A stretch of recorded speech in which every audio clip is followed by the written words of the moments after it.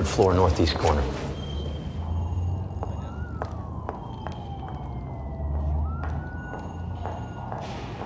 You don't think she's a little young for the hard stuff?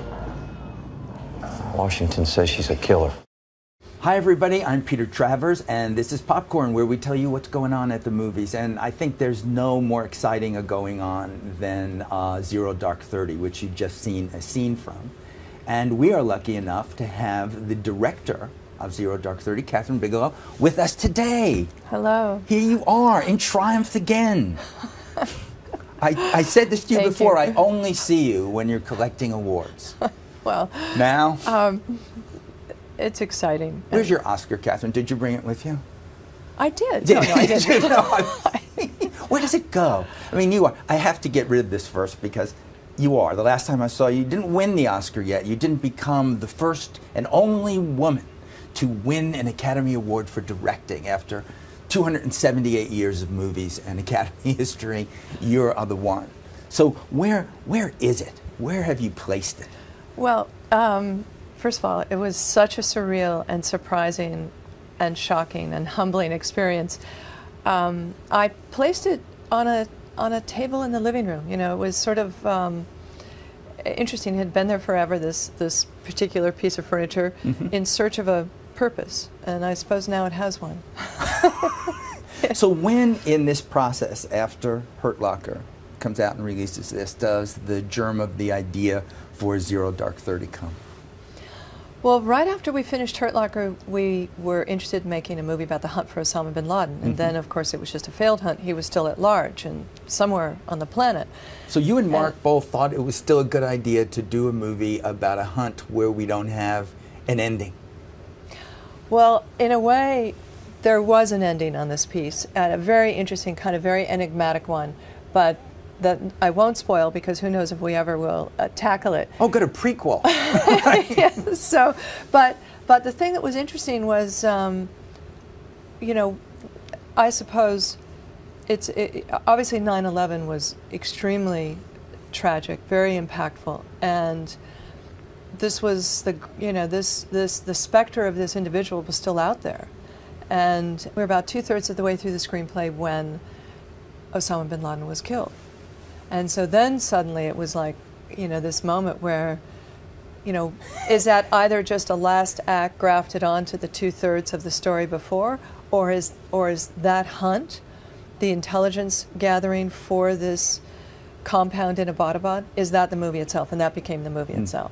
Zero Dark Thirt. That's Zero Dark Thirt, which is a military term for 12:30 at night. Like they would say perhaps O Dark 30, and meaning like the precursor to O100, you know, et cetera, et cetera. But we can take that even further in terms of the darkness of the subject. Well, the darkness of the subject, and also, you know, I certainly think you could characterize this decade with respect to the hunt for Osama bin Laden and what precipitated it with 9/11 as a very dark, long decade. And so that's sort of how it resonates for me as a title and a phrase.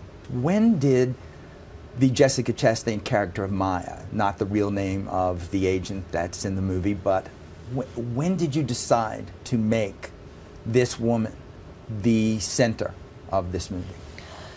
Well, Mark was about, I'd say, a couple months into his research, and I remember he was in D.C. and called me and said, you know, there are women at the center of this operation, and there's one that's particularly significant, and then we both kind of arrived at the idea that it might be very interesting to center the story around her, and since she was really pretty pivotal. But that's not to say that there weren't a lot of people that were pivotal. I mean, it was a large Well, we see, team. the movie shows us a lot of people. And yes, exactly. But there was, you know, there were these very tenacious individuals who kept, you know, at a particular lead that was at times somewhat unpopular, but nonetheless just drove that idea forward, and obviously it turned out to be a rather good bet, but it was a lot of elements that got you to that house in Abbottabad. I mean, there's obviously, as the film shows, some enhanced interrogation techniques at the beginning.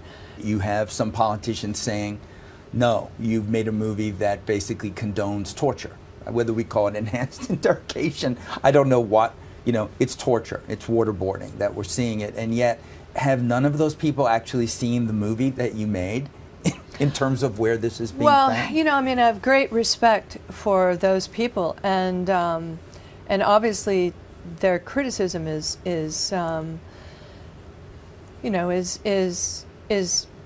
I take very seriously. Mm-hmm. Certainly based on our research, that's part of the story, and to have eliminated it would have meant we would have been whitewashing that story. So that's part of the story. As our research showed, it was also not the most significant part, nor was it pivotal. Could we have found, you know, the investigators have found the compound in Abbottabad without it? No one will know. I mean, or perhaps that'll be debated for quite a long time. As a filmmaker, I think if this is obviously something that's a controversial issue, which it is, a healthy debate, I think, is helpful. You know, and so if a film has stimulated a debate, a conversation about something that's very important, and, you know, elements that were done in the name of finding bin Laden, then I think it's a real testament to the power of the medium.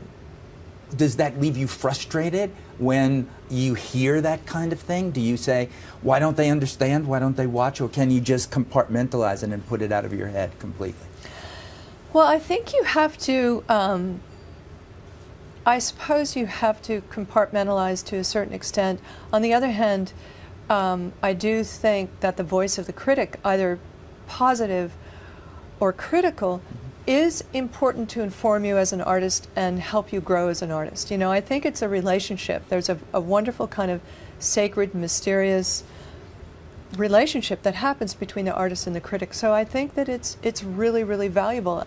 Yeah, but you get to be in that special category where you not only get the critics to do it, but you get politicians turned critics to do it. You know, so you're lucky. You have a whole other degree of people coming out and doing this, which is, I don't know how... I don't know if I'd call that lucky, but...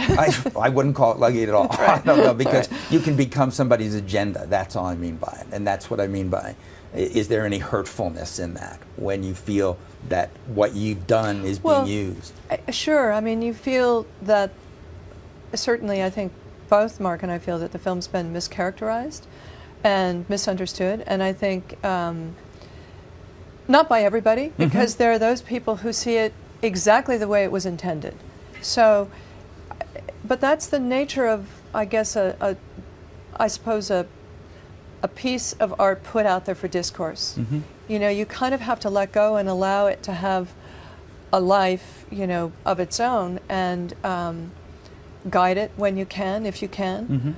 But it's a very spirited discourse that it seems to be stimulating.